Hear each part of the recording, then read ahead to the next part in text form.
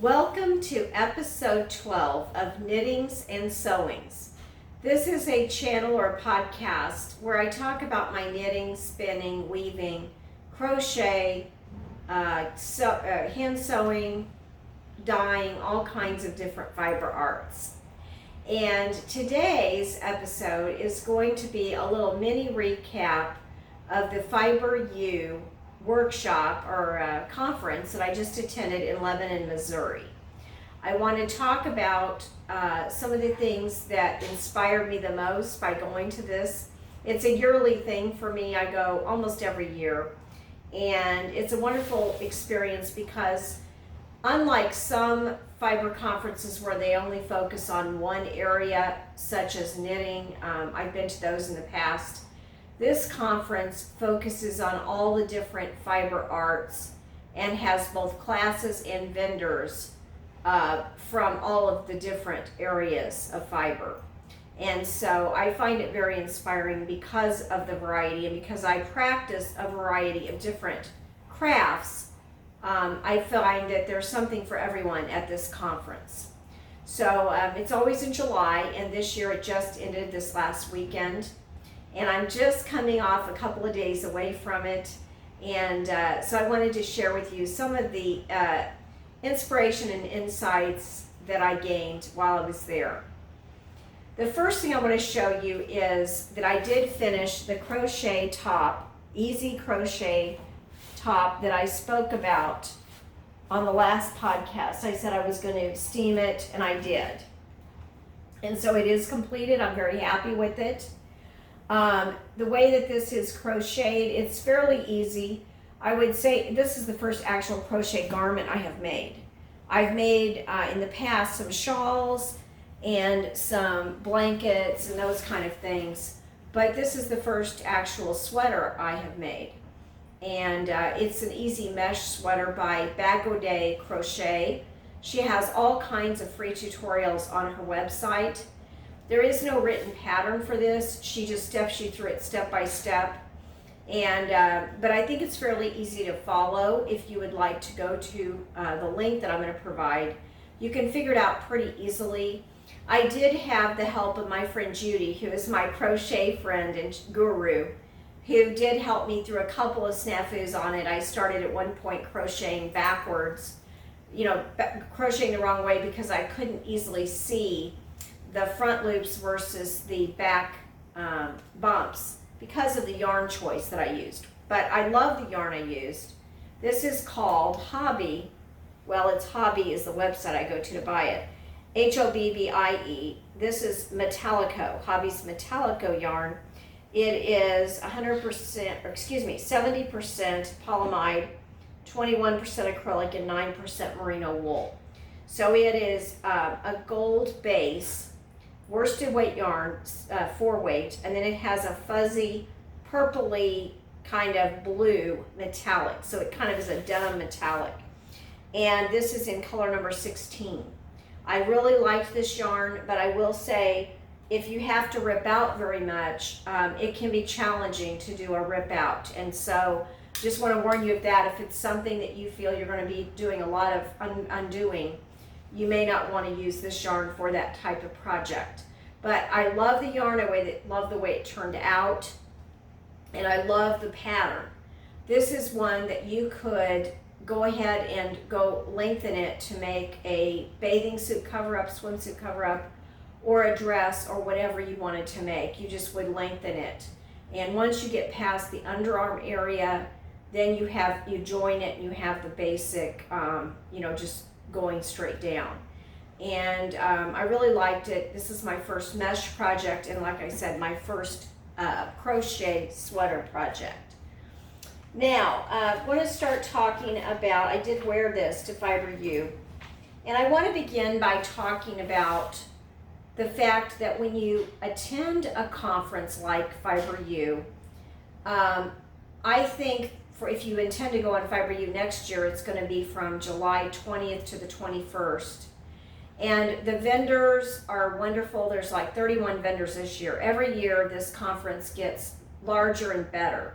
This year I think that Liz, the organizer, said we had 250 students. enrolled in classes, and that's not even counting the people that just come there to shop at the vendors. There's also a lot of those people.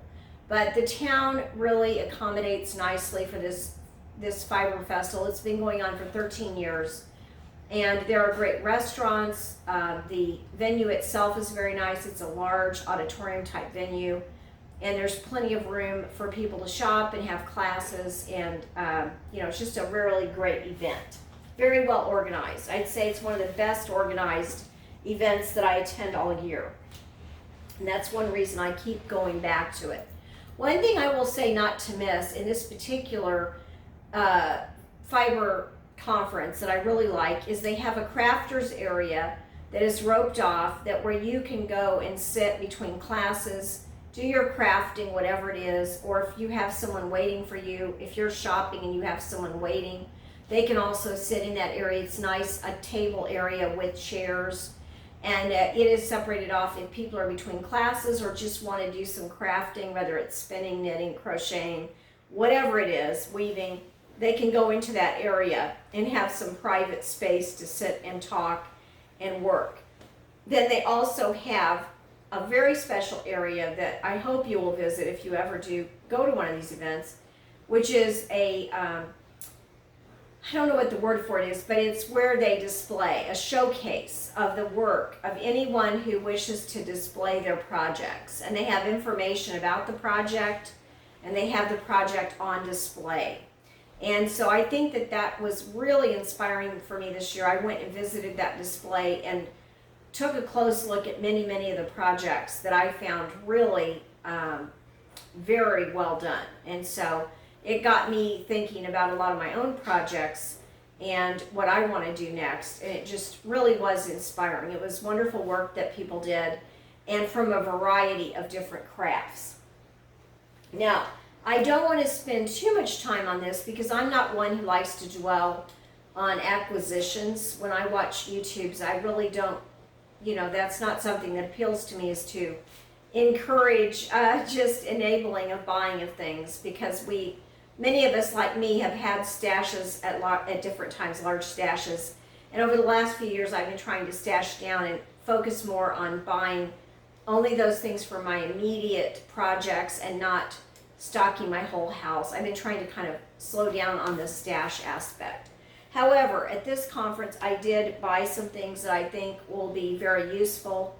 And so I hope you don't mind me showing you a few things that I did purchase at this event. One of them, my biggest purchase and my most loved so far, is this beautiful bag by Laura's Basket. She teaches basket classes, and she also sells her baskets in her vendor shop there. And so I really think this is well done. I like the size of it. It's very roomy and large, and I use this basket throughout the weekend to carry everything else. So it was really a nice bag, a nice basket, and I was very happy about it. This year, surprisingly, one thing I bought, which I won't show you right now, but it's a spinner's apron. It's got some beautiful little lavender print on it. I bought that, and I bought a couple of resin coasters. But I also, as far as the fiber arts aspect goes, I bought more things involving felting this year, which kind of surprised me because I haven't done much felting at all I did it first when I first got into knitting. I felted a few bags and things, but I haven't done it in quite some time. I felted a hat or two and some purses. But I've been away from felting for quite a while, and so this year I really was drawn to felting again because a couple of my friends took felting classes that were really inspiring. And so I bought a little beginner felting kit from one of the vendors.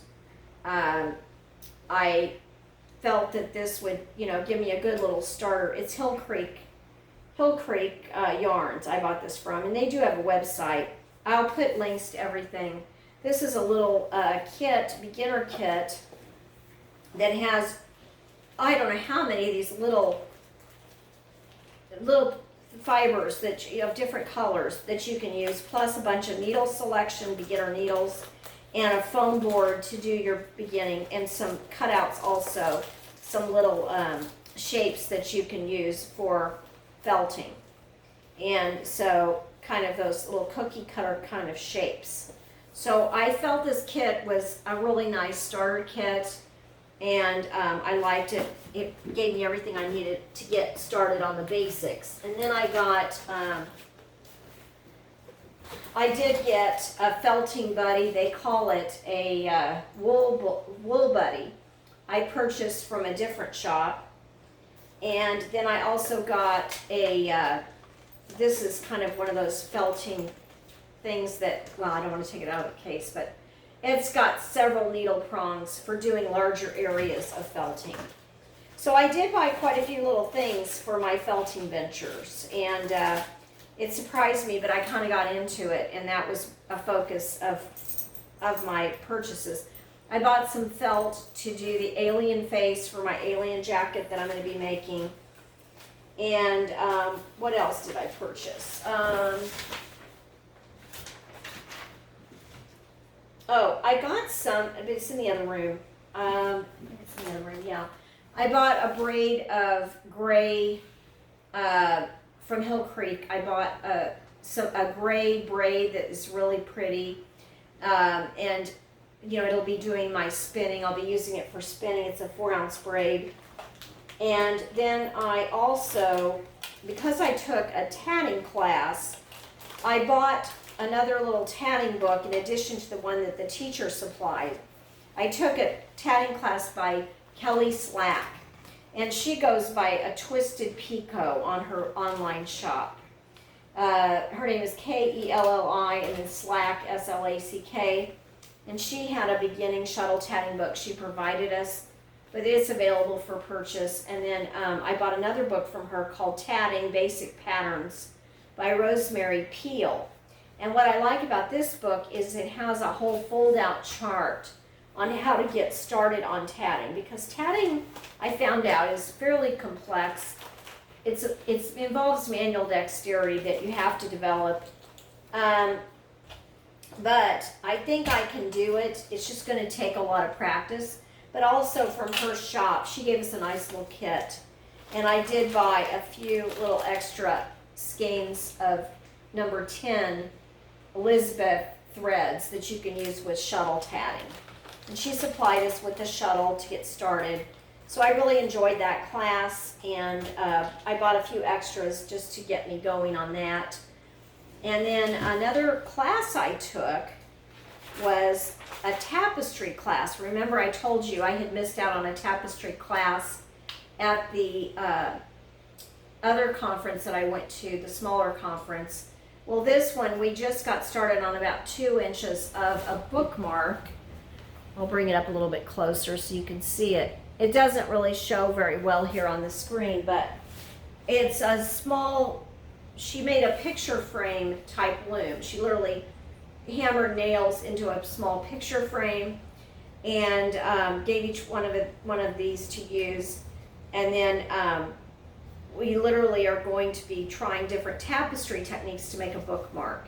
And in our class, we got around to the verticals, the stripes, the dots, the wavy lines, the triangles, and just a wide variety of little, little experimental things in the class. And so hopefully I will finish the rest of this bookmark and show you at another time.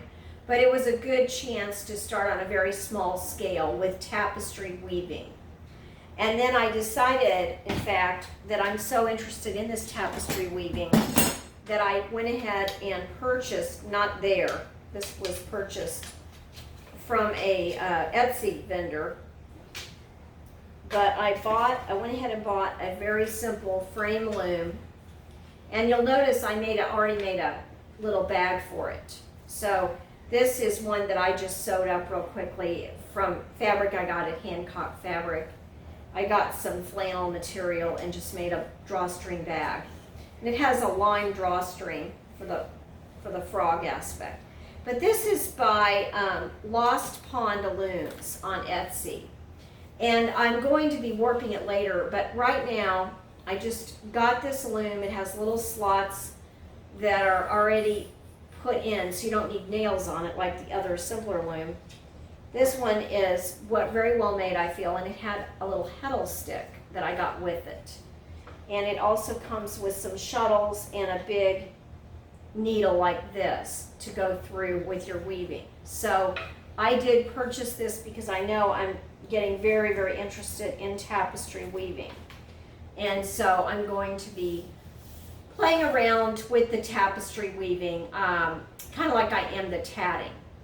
It's just something that I'm going to do on the side for a little extra fun, like I don't have enough other stuff to do, right? But I'm really having a good time with the idea of the tapestry. I'm reading about it a lot, watching videos, and this is what I decided to get. And I'm very happy with the craftsmanship of it.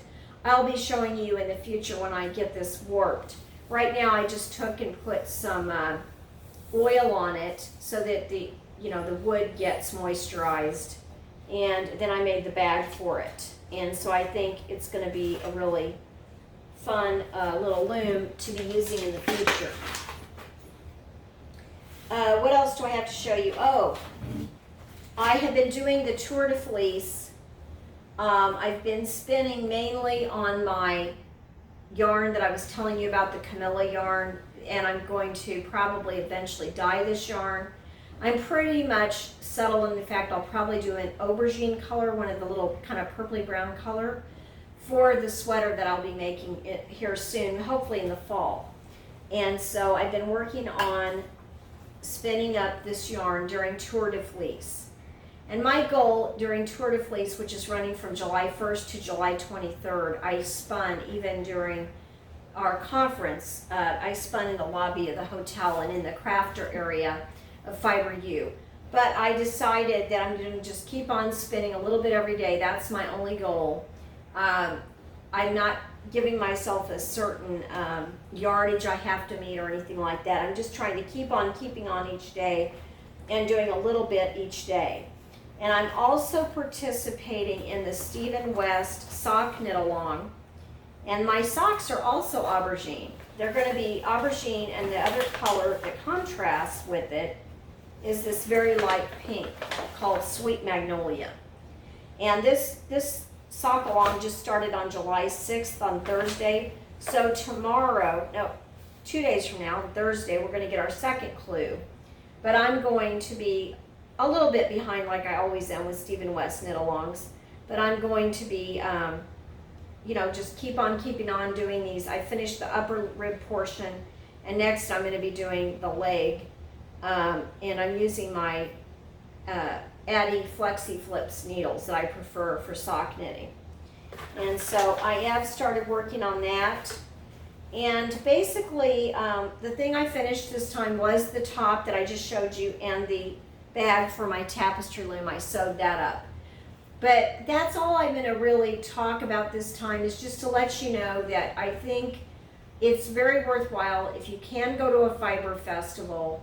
It's a good chance to expand not only your knowledge, but what I really like about it is it's a chance to test out different fiber arts to see if they might be ones you want to pursue.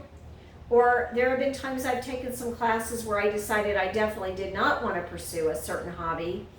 And again, it's not so that I want to get involved in all the hobbies at once, but it lets me test out knowing how much equipment is involved in it and getting to taste test it sort of with the class.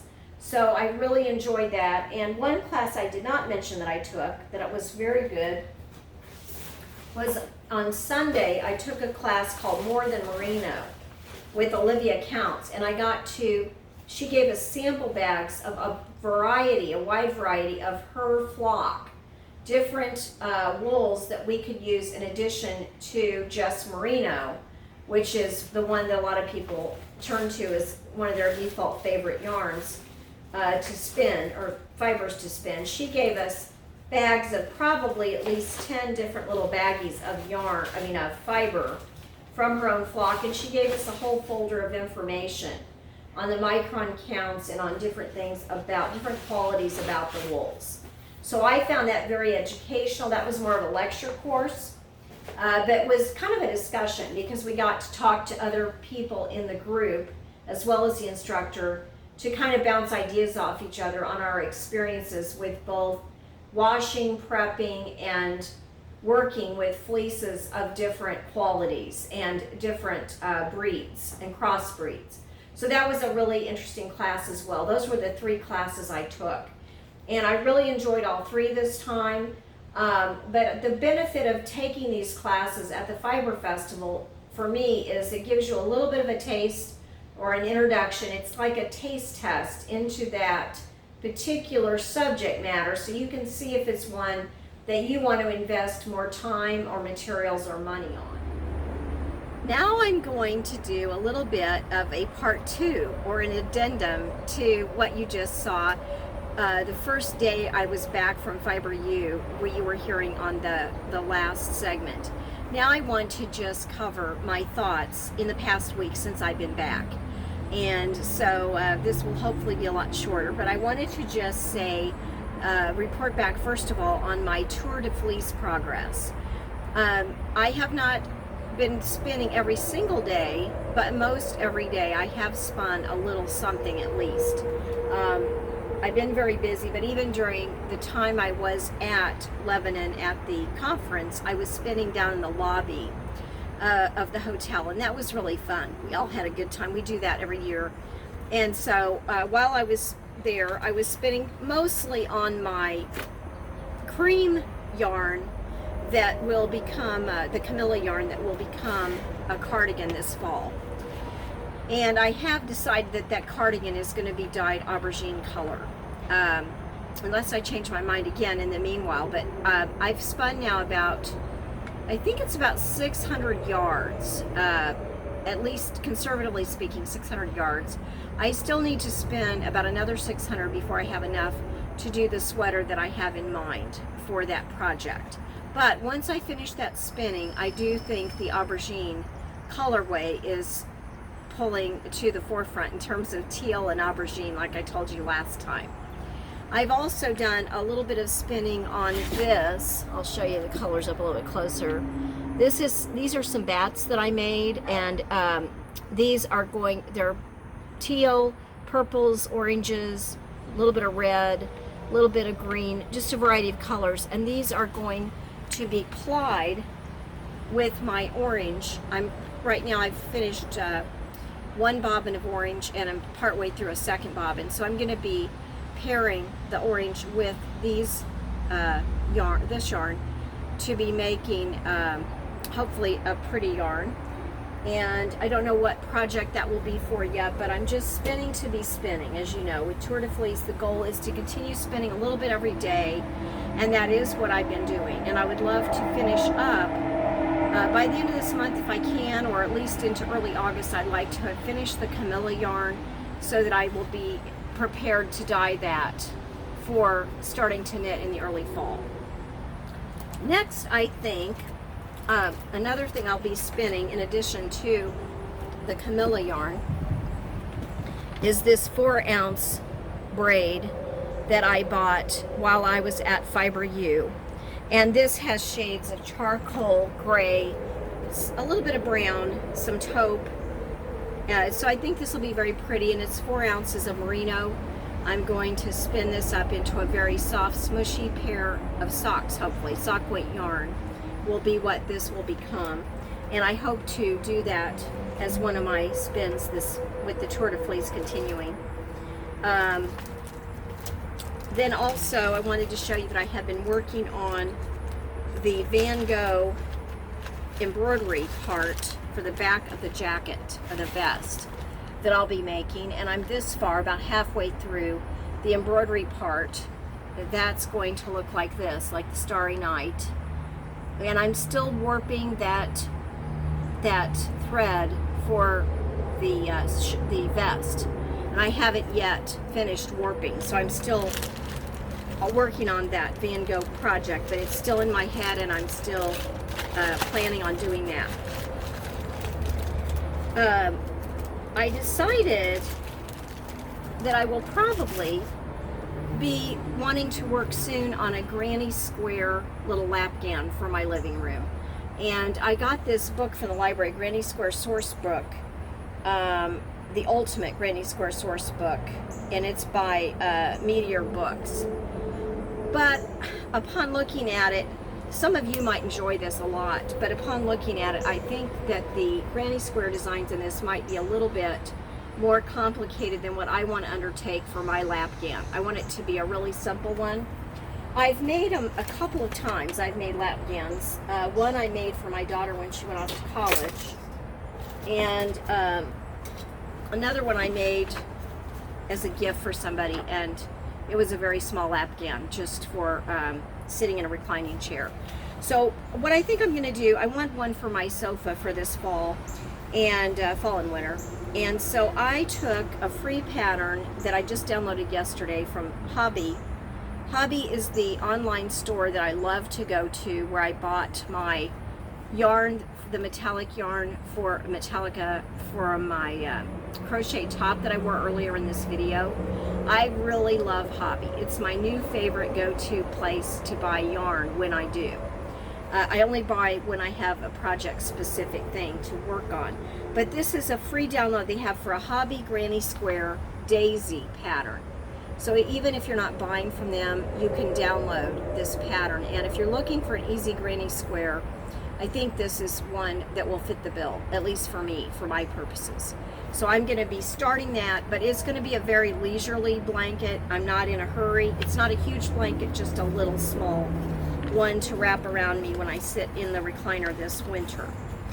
So I will be working on that. I also so enjoyed the crochet top I made that I'm really eager to do another crochet project. It goes so much faster than knitting, and I get a lot of pleasure out of doing crochet. So I'm going to be starting some kind of crochet shawl very soon. So stay tuned for that. Maybe in the next episode you'll see the start of that shawl. And I'm going to make it out of Halloween yarn, because I would like to be able to have this shawl to wear in October, hopefully, or sometime this fall. In addition to my shellography shawl that I love, that is the autumnal colors, the Stephen West shellography. I'll be wearing that this fall also.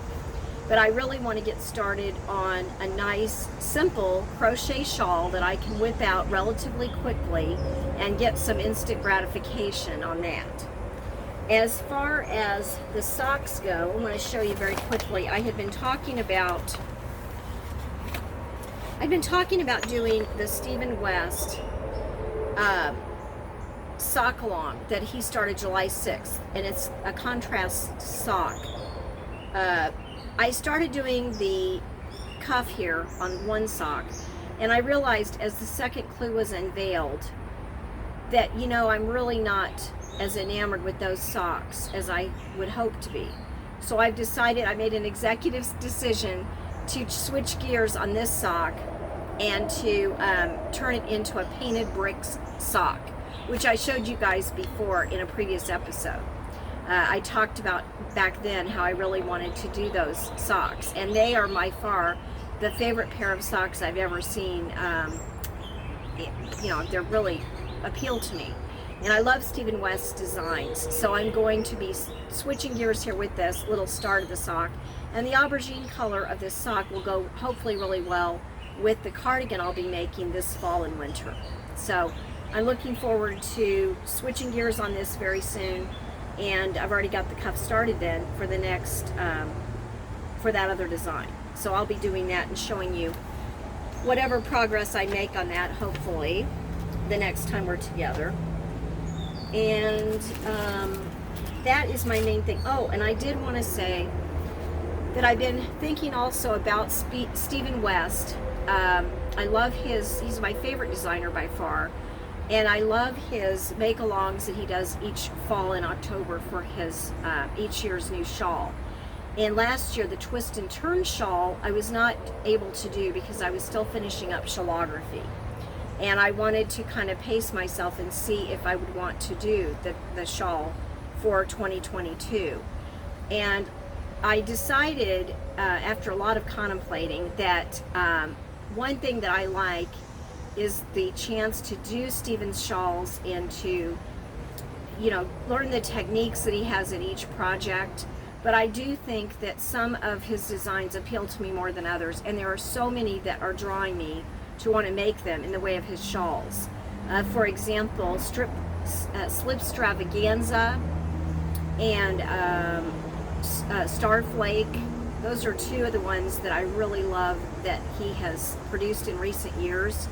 There's so many ones that I'm just vying for my attention in his catalog that I'm going to, this fall I've decided, instead of starting on a brand new blind make-along in 2023, when October rolls around, I'm going to instead be working on his Twist and Turns design that he did for 2022. And I was already contemplating that and picking out some yarns that I could use for that. But one thing I had decided that for my personal taste, I found that with that Twist and Turn shawl, it looked to my eyes more attractive with less contrast, when people used less contrasting yarns. And so I've been slowly gathering together some yarns that I think would be good for that project. And I have decided that I will be doing the 2022 make-along during the 2023 time that everyone else is making the new version. That way I can have some headlights in front of the dark road ahead and have an idea of the vision of what I'm going for, and not just blindly go off the cliff. So I'll be doing that. And I was really motivated because when I was at the FiberU festival, they have that showcase area where people put their completed projects. And one of the really inspiring ones was done by another knitter named Catherine. I won't say her last name, but Catherine is someone that had her display, had her shawl on display with Twist and Turns. And I felt it was a very beautiful, inspiring shawl, and it just furthered my decision that I do want to do that Twists and Turns, and I'll be using the yarns that I've been gathering and selecting over the past few months. So once that comes around closer to the time, I will show you my yarns and, you know, show you my progress as it comes along. So I'm kind of making a lot of plans far into the future, I realize that, and some of these may change as they often do, but I wanted to give you a little projection that I am starting to look toward fall and look very forward to the projects that I might start doing even here at the end of summer in anticipation of fall, my favorite time of year. I hope that you will be hard at work on projects that you love, because as we know, the motto around here is love what you're making and wear what you make. Till next time, bye.